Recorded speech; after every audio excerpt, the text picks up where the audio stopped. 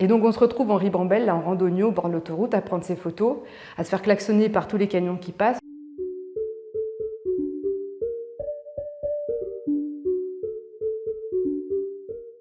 Je m'appelle Mathilde, j'ai travaillé à Simultania à Givors de 2014 à 2023 et donc j'étais responsable de la médiation. J'ai choisi de raconter le jour où je me suis retrouvée avec un photographe et un écrivain et 4 personnes participantes à l'intervention au bord de l'autoroute à photographier des camions. Au début, on ne sait pas qu'est-ce qu'on va faire au bord de l'autoroute pour photographier ces camions, il nous l'apprend un peu après. On se retrouve sur une plate-bande herbeuse avec un arbre, c'est tout mignon, sauf que y a l'autoroute qui passe à quelques mètres. Le photographe, l'artiste, a trouvé une manière de s'amuser avec cette autoroute qui pourtant est plutôt un endroit pas très agréable. Et l'objectif, c'est de photographier les camions pour arriver à choper le camion Gagne. Donc dans la région Rhône-Alpes, il y a une entreprise qui s'appelle Gagne et qui fait du transport frigorifique. Et donc il y a des énormes lettres magnifiques en vert et jaune sur les camions, un énorme Gagne.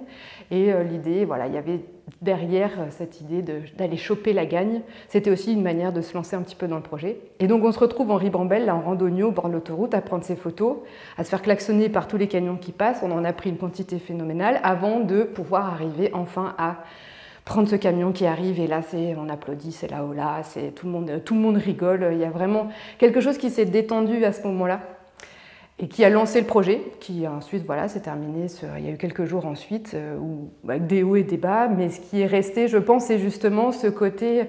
Il y avait quelque chose d'absurde d'être là au bord de l'autoroute à prendre des photos, mais on avait un objectif quand même, et cet objectif a été compris.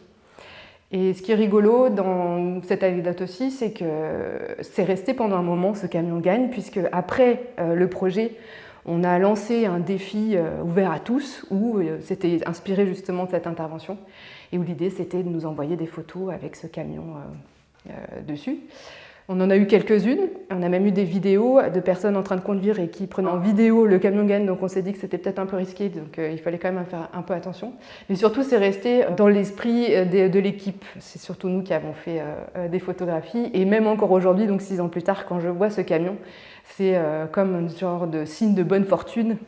Voilà, c'est un genre de gris-gris routier qui reste, et on se dit que si on voit le camion Gagne, ça veut dire que la journée va bien se passer.